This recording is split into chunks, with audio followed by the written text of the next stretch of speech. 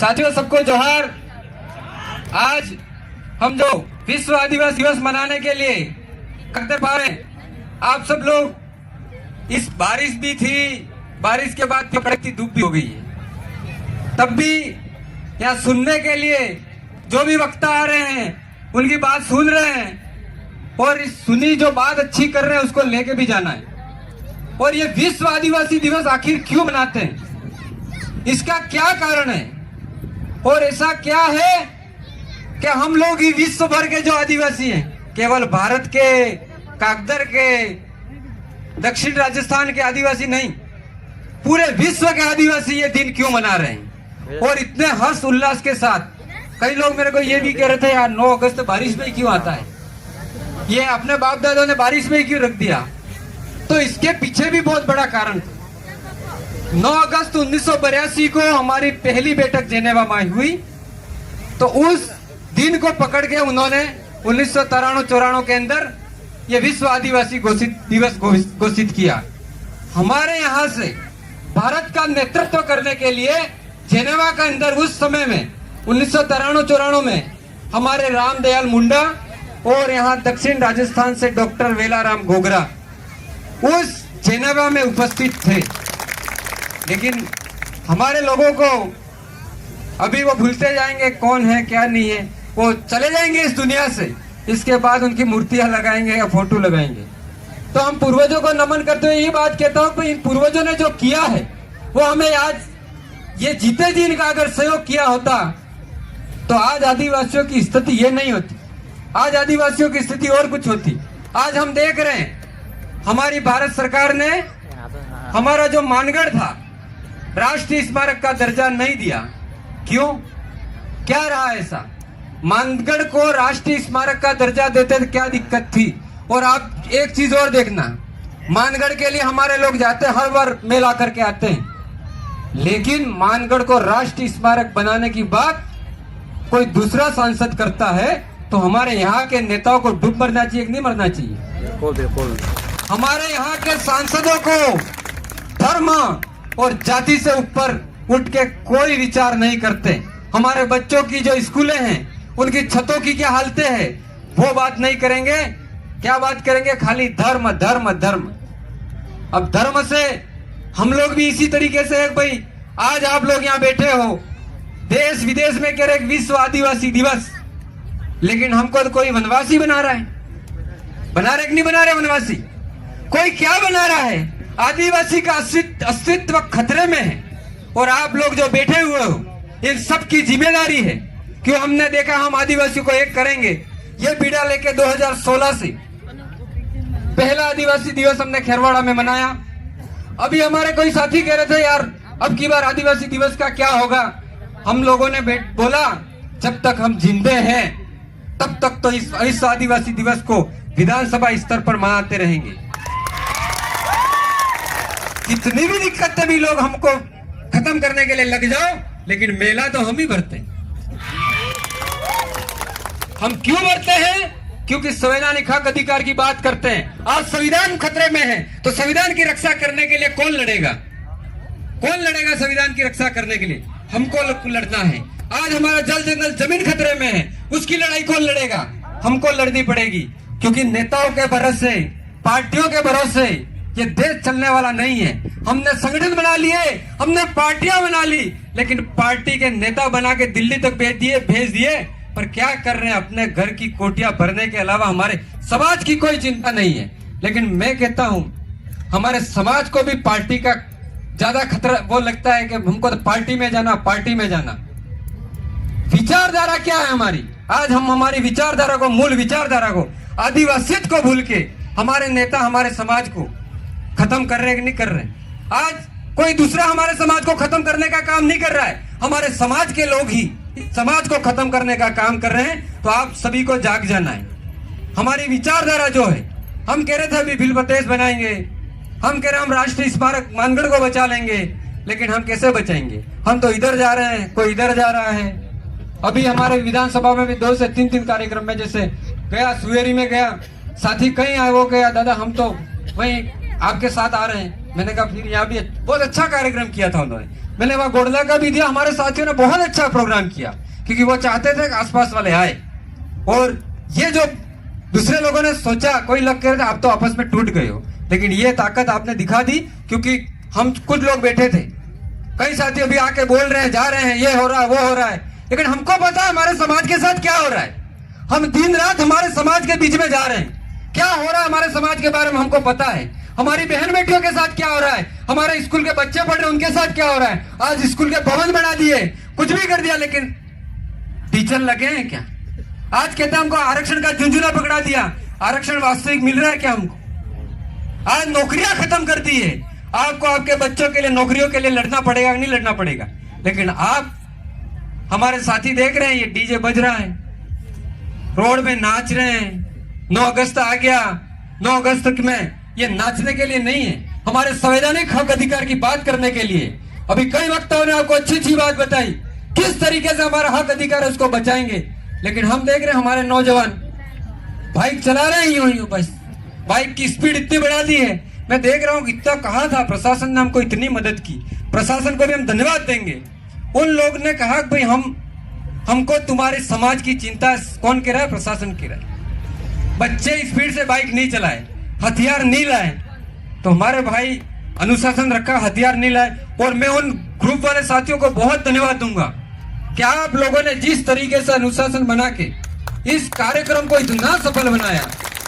क्योंकि अब की बार आपको पता हो, मैं मेरे दिल की जो बात बता रहा हूं, क्या बोला गया था पता है? अब की बार आप आपके भरोसे कार्यक्रम करो। आप युवाओं ने अब की बार बता दिया कि हम भी कार्यक्रम कर सकते हैं। तो ये सब ये जो अभी नौजवान हैं, और नौजवान के मैं कह रहा हूं कि हम रहे या न रहे, आपको ये कार्रवाई इसी तरह से बढ़ाना है।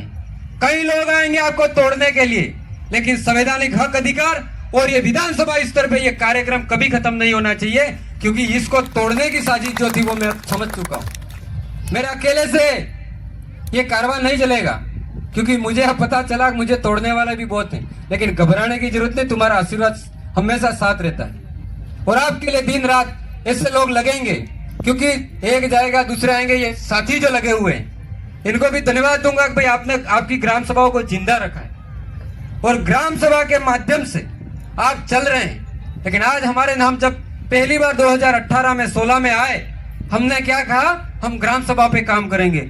लोगों के बीच में दौड़ पड़े ग्राम सभा का, लेकिन हमारे नेता गए ग्राम सभा भूल गए। क्या लाए कि पार्टी को कैसे आगे बढ़ाए, उसके लिए कमेटियां बनाओ, कहा कि नहीं कहा?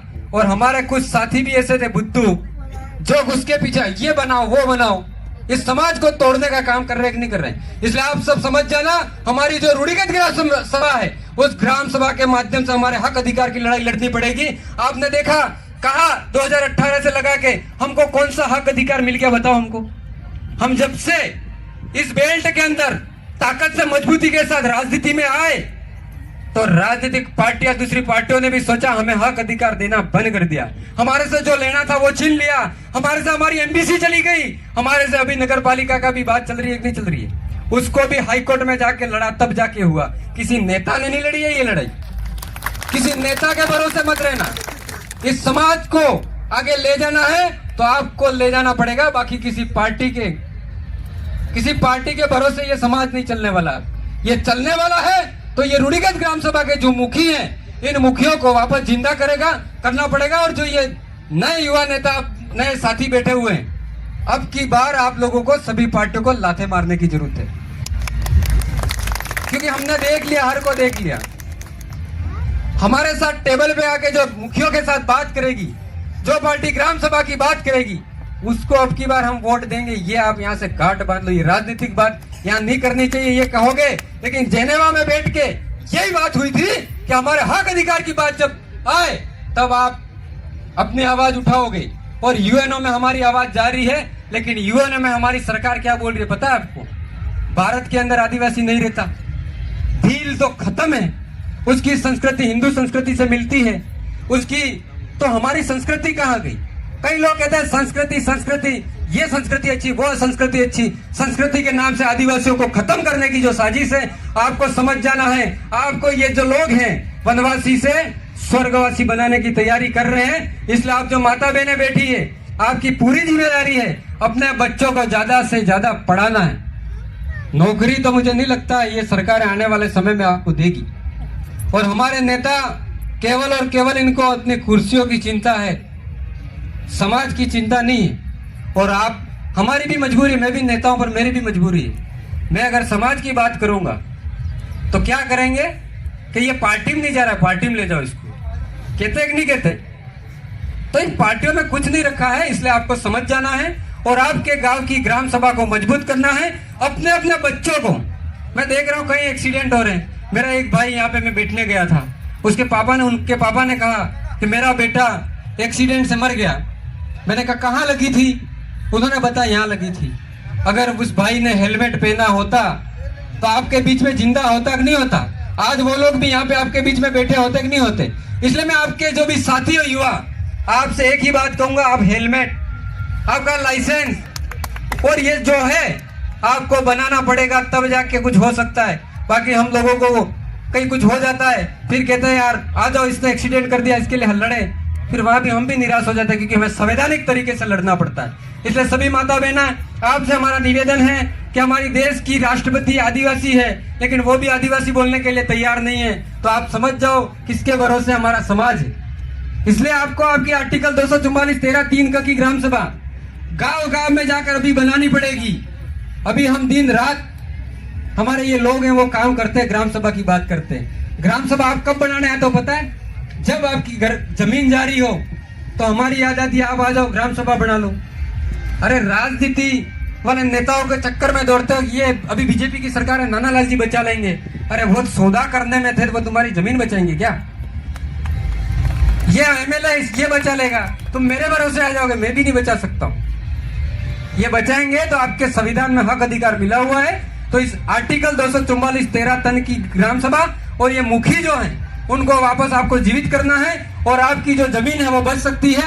आप मैं बता दूं, आपके कोटड़ा में जमीन जा रही है अभी, कोटड़ा के कई आदिवासियों को विस्थापित किया जा रहा है, और कोटड़ा के उन्हीं लोगों ने, आप बूथ उठा के देख लोगे, सबसे ज्यादा वो जो वहां का विधायक अभी मंत्री है उसको वोट क्यों दिया था? क्योंकि ये हमारी जमीन बचाएगा। लेकिन वो ही आगे बढ़ के और हमारी जमीन बिकवा रहा है। तो ये समझ लो, आप ये लोगों को समझ लो, क्योंकि पार्टियां उसी को टिकट देती है जो गुलामी कर सकता है। कोई भी पार्टी हो, गुलाम लोग चाहिए पार्टियों को, बाकी ऐसी बात करने वाला नेता नहीं चाहिए आपको। कोई कह देगा भाई ये कर दो, मैं तुम्हारे साथ खड़ा हूं। इसलिए सभी साथियों को मैं कुछ ज्यादा भी बोला हूं, माफ करना। माता बहनें, आपको आपकी जिम्मेदारी है। आपकी जो हम लड़ाई लड़ रहे हैं, ये अंतिम पीढ़ी बैठी है, अंतिम पीढ़ी की अंतिम लड़ाई लड़ी जा रही है। बाकी फिर तो आपकी ये समाधियां करने के लिए भी जगह बचने वाली नहीं, क्योंकि ये सरकार की निगाह है हमारी जमीन पे। मैं अभी पूरे भारत के अंदर साउथ में और सब जगह घूम के आया, वहां जाके देखा हमारे आदिवासियों की स्थिति यही है। और आप लोगों को मैं बता दूं कि मैं नागपुर के अंदर गया, इधर दीक्षा भूमि है नागपुर में, दीक्षा भूमि को भी देखा, उधर आरएसएस का हेडक्वार्टर है उसको भी जाके देखा। तो वहां पे जो उसका संचालक था, उससे पूछा, उसने कहा मैंने कहा मैं आदिवासी हूँ। उसने कहा नहीं, हम तो वनवासी, आपको वनवासियों के लिए बहुत काम करते हैं। मैंने कहा वनवासी का अर्थ क्या होता है और आदिवासी का क्या अर्थ होता है? तो उससे कहा कि मैं आपसे डिबेट करना नहीं चाहता हूँ। तो ये रणनीति, जो नागपुर में बैठा हुआ आदमी कह रहा है भाई आदिवासियों को हम भला कर रहे हैं, अभी वो आपके बीच में पंचशील सिद्धांत लेके आपके बीच में आएंगे। पंचशील सिद्धांत के माध्यम से आपको किस तरीके से ठगा जाएगा। आपके ये नेता बैठे हैं, कोई बीजेपी का भी होगा, कुछ भी होगा, बुरा लगेगा आपको। आपके लोग अभी पंचशील सिद्धांत लेके आपके बीच में आएंगे। क्योंकि मैं वहां गया हेडक्वार्टर में, उसने कहा हम पंचशील सिद्धांत, मैंने कहा क्या है इसमें? वो कह रहा हम आदिवासियों के लिए हॉस्टल खोलेंगे, सब करेंगे। मैंने कहा अच्छी बात है हॉस्टल खोलोगे, लेकिन कौन सी शिक्षा दोगे? हमारी शिक्षा क्या है? आज हमारा एक अभी भाई बता रहा था, हमको कहीं अच्छी शिक्षा की जरूरत है, ये है। तो वो लोग कैसी शिक्षा लेके आने वाले हैं? शिक्षा का निजीकरण होने वाला है। तो इसलिए इस सभी बातों को आपको ध्यान में रखना है, आप जाग जाना। और ये जो युवा साथी हैं, एक दिन के लिए रैली मत करना। जो आज दिल्ली में आपने देखा था, सरकार को हिला दिया कि नहीं हिला दिया? आप अगर ये भीड़ आपके हक अधिकार के लिए अगर कलेक्टर या कहीं बैठ जाओ तो आपका हक अधिकार मिल सकता है कि नहीं मिल सकता है? बिल प्रदेश का सपना पूरा हो सकता है कि नहीं हो सकता है? लेकिन हम तो 9 अगस्त के दिन खाली नाचने आ रहे हैं। ये नाचने का दिन नहीं है, हमारे संवैधानिक हक अधिकार बचाने का दिन है।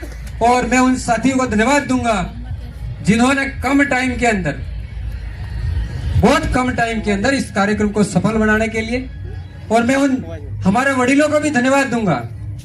हमने जमीन ली थी, हम भरोसे थे कि हमारी जमीन पे अब की बार हम प्रोग्राम करेंगे, लेकिन हमारे ही भाइयों ने पद के लालच में, निजी स्वार्थ के लालच में हमारी पूरी जो जमीन थी उसको, वो क्या चाहते हैं बताएं, वनवासी के नाम से कर दो। इस जमीन में कोई बड़ा दूसरा आदमी नहीं, अब ये दोनों भाई हैं, इस भाई को अध्यक्ष बनना है तो ये जाके सीए को डायरेक्ट मिल जाता है, नहीं मेरे को अध्यक्ष बना दो।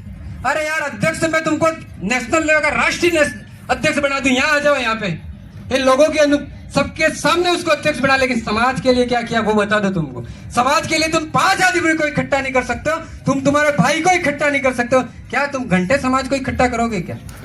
वही लोग हमारे समाज को तोड़ने के लिए आए। और उस जमीन के लिए मैं आपको बता दूं, अभी भी वो जमीन किसी आदिवासी ने नहीं दी, वो जमीन एक पटेल समुदाय के व्यक्ति ने हमको वो जमीन दी। हम क्या कहते हैं, दुश्मन कौन है? वो दुश्मन है, वो ऐसा करता है, फलाना करता है, लेकिन वो ही आगे बढ़ के आया। आज मैंने ये भी देखा, कई दूसरे लोगों ने कहा प्रवीण जी प्रोग्राम के लिए हमारे से पैसे ले जाना, हम पैसा देंगे, लेकिन हमारे नेताओं को कहा, वो कितना चंदा देते हैं पता है आपको? 500 रुपए। कितना डूब मरना चाहिए इस कार्यक्रम के लिए।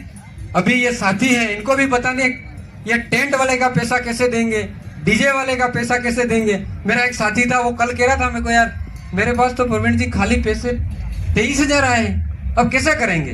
मैंने कहा टेंशन मत ले, जब तक जिंदा है किडनी भी बेच डालेंगे, लेकिन समाज के लिए कुछ भी करके अपन संता तो पैसा लगा देंगे। इसलिए हम इस समाज के लिए, जो आरएसएस के लोग हैं, जो हमारी एकता को तोड़ना चाहते हैं, उनसे हम भी संभल गए। हमको पता है कौन आरएसएस का है। वो भी मेरे पास आते कहते दादा यार वो गलत कर रहे हैं, वो मैं जानता हूं। मैं एक व्यक्ति तो दिन में मैं 100 से ज्यादा लोगों को मिल जाता हूं, अलग अलग विचारधाराओं के।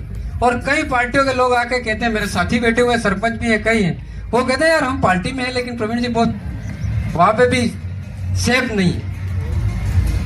दूसरी यानी कांग्रेस, बीजेपी, कई पार्टी के लोग वो कहते हैं हम सेफ नहीं है। और मेरे भाई क्या कहते हैं बताएं, आप प्रवीण जी यार आप ज्वाइन नहीं कर रहे हो यार, क्या है यार, क्या लफड़ा है? अरे भाई ये पार्टियां गुलामी करवाती है, मेरे से गुलामी नहीं होती भाई। मैं किसी पार्टी की गुलामी में पट्टा नहीं पहन सकता। क्यों? क्योंकि अब हमारे यहाँ पे देखा आरएसएस के लोग घुस के 3 जगह प्रोग्राम कराने में कामयाब हो गए, 2 जगह हमारे लोगों को तोड़ने में। उन्हीं ने आगे किया इनको कैसे तोड़ा जाए। और वही लोग मेरे पास भी आए थे, प्रवीण जी अब की बार बड़ा प्रोग्राम मिठी मोड़ी में हमारी जमीन है, वहां नहीं होना चाहिए। मैंने कहा क्यों? अरे अभी नहीं होना चाहिए यार, अभी अपन जमीन खाते हो जाए इसके बाद। और पटेल जी तो कह ही नहीं रहे, और दिन रात ये हमारे साथी दौड़ रहे हैं पीछे पीछे। और मैं ये कह रहा हूँ नौजवान साथियों, कुछ बात नहीं, अगर अपनी जमीन के लिए 20,000 रुपए, 20 लाख रुपए कम पड़ रहा है, आप लोग अगर इतने हजारों की संख्या में आ रहे हैं, 20 लाख रुपए क्या इकट्ठा करने में अपन को पसीना आएगा क्या? अपन 5 दिन के अंदर 20 लाख रुपए इकट्ठा कर सकते नहीं कर सकते? आपका 100 रुपए का पेट्रोल ही देना है, 100 रुपए एक दिन कहीं गाड़ी लेके नहीं जाना। अगर आप ग्राम सभा के लोगों से मैं यही कहना चाहता हूं, अगर 20 लाख पूरे नहीं होते हैं तो हम लोग बहुत बड़ी मुहिम चलाएंगे, आप टेंशन लेने की जरूरत नहीं है। जिस तरीके से इस कार्यक्रम के लिए आप डर गए थे कि ये कार्यक्रम होगा कि नहीं होगा, और कई लोग कह रहे थे मेरे को कि ये प्रवीण परमार का कार्यक्रम है। अरे भाई 2016 में हम लोगों ने स्टार्ट किया था, तो हम लोग ही करवाएंगे, ये दिक्कत नहीं है। कितने आएंगे मेरे साथ, कितने चले जाएंगे, कितनों को सिखा के भेज देंगे। मैं अभी एक ट्रेनिंग स्टार्ट कर दी नेता बनाने की, नेता भाई फैक्ट्री में स्टार्ट की थी। और कई साथी उस फैक्ट्री उसमें प्रशिक्षण में आए थे, उनको पूछना बिहार का आदमी या सरेरा में प्रशिक्षण लेने आया था कि नहीं आया था, पूछ लेना। एमपी का आदमी यहाँ प्रशिक्षण लेने आया था कि नहीं आया था यूं। लेकिन हमारे लोग पहचानने में गलती कर रहे हैं, तो इन साथियों से ये जो है इनका कंधे से कंधा मिला के सपोर्ट करें। और कई साथियों को ये भी बताना चाहता हूं, आपकी जब जरूरत पड़ती है तब आपको समाज याद आता है। आपकी जब जरूरत पड़ती है, जमीन जा रही है, आपको समाज याद आएगा। और समाज के नाम से अभी मैं बताता हूं, कई जमीन हमने बचाई।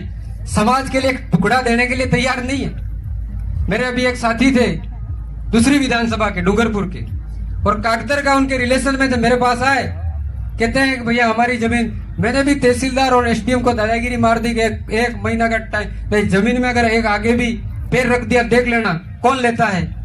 लड़ाई मेरे को भी पता नहीं, कागज में वो जीता हुआ था, दूसरा था वो।